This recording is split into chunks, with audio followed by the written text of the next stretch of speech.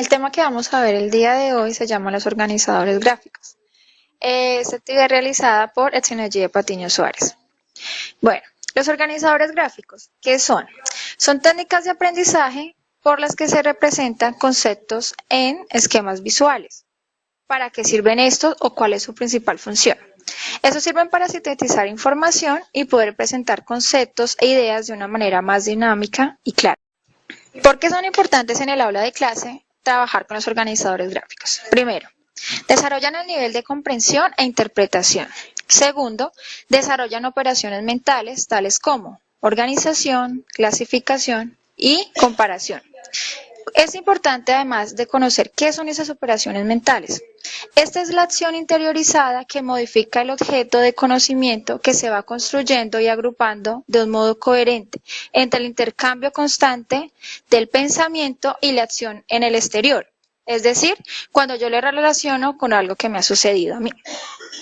Dentro de las operaciones mentales observamos que existen unos niveles o grados distintos. Estos son progresivos a la medida que cada vez que mejoramos esas operaciones mentales tienen mayor dificultad y mayor complejidad, como son el conservar, el imitar, comparar, inferir, observar, ordenar, contar, secuenciar, representar, verificar, reconocer, experimentar, además de percibir.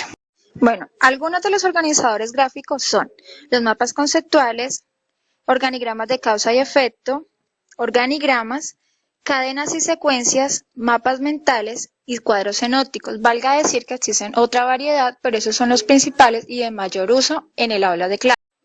Iniciamos pues con el mapa conceptual. ¿Cuál es su mayor utilidad?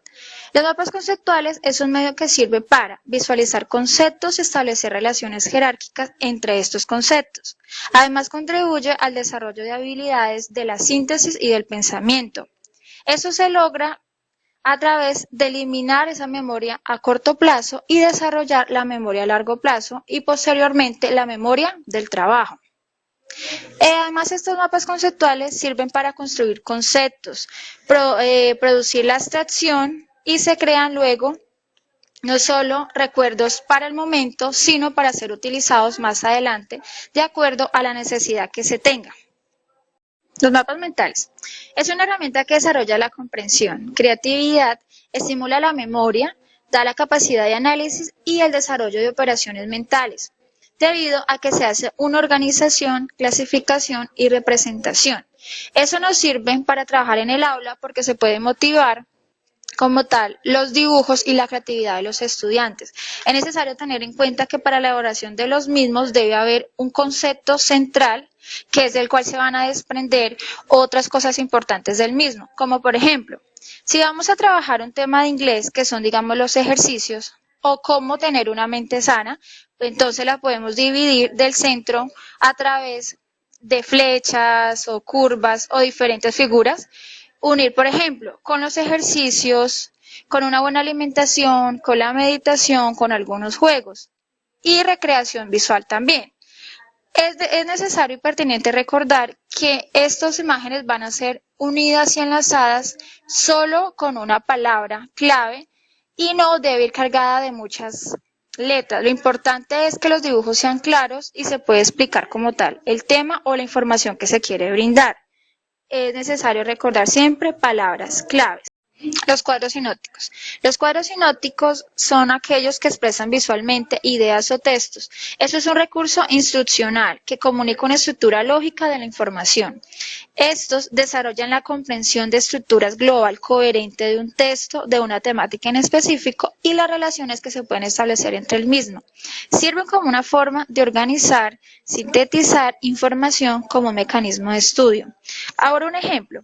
Si lo vamos a abordar en competencias ciudadanas, tenemos aquí el ejemplo de solución de conflictos, que es lo que se puede presentar en una comunidad educativa. Inicialmente encontramos el tema general, que es la solución de conflictos, por lo cual encontramos que esto es representado con una llave o un corchete.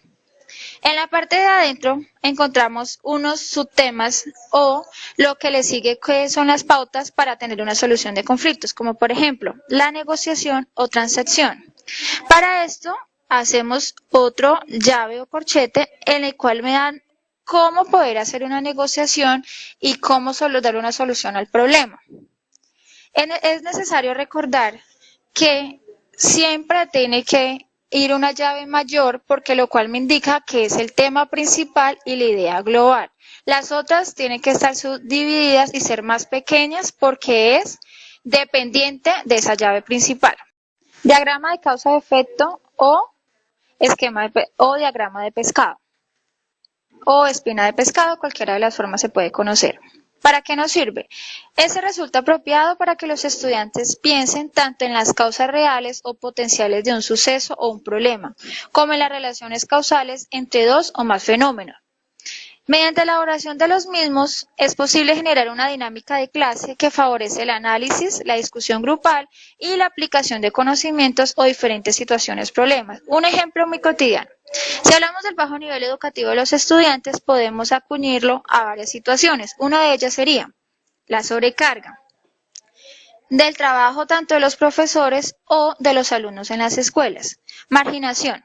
Falta económica, entonces por eso no todos los estudiantes tienen la oportunidad de llevar los útiles a la escuela o ir a una escuela. Analfabetismo en las personas mayores. Si no hay condiciones propicias para que se puedan ir a las escuelas, por eso es que hay mucha desertación de la misma. Inversión. Si no se hace un buen uso económicamente, quiere decir que no va a haber una buena educación y unas buenas herramientas para utilizar dentro del aula. Calidad.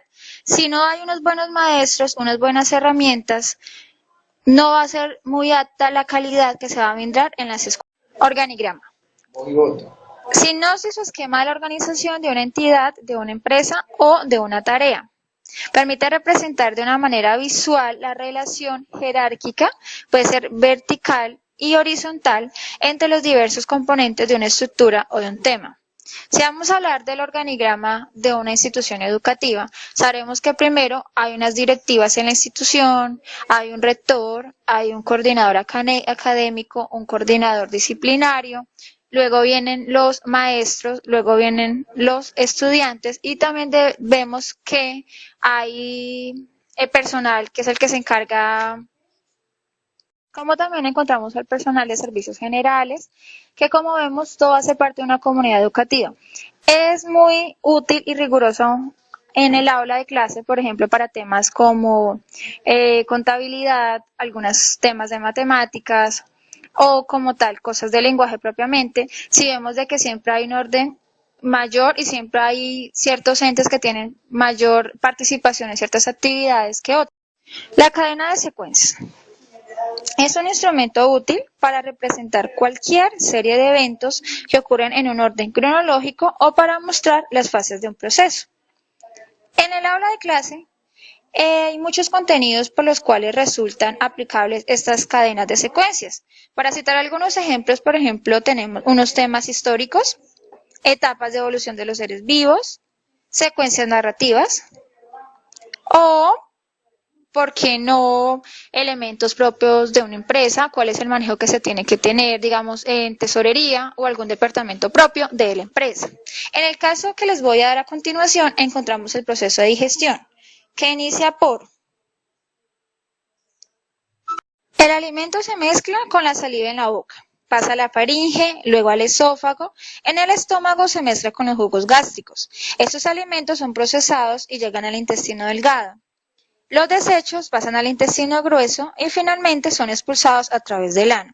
Ese es un ejemplo práctico para, de manera sintetizada, enseñarles un concepto o un término que siempre tiene que tener una secuencia. Hay recordarles a los estudiantes que cuando hablamos de secuencias tiene que ir en ese orden y no se puede alterar porque sería un desorden y no daría el mismo resultado. Si por ejemplo vamos a tomar un tema de lenguaje, vemos que en la mayoría de los casos de texto narrativo siempre se va a presentar un inicio, un nudo y un desenlace.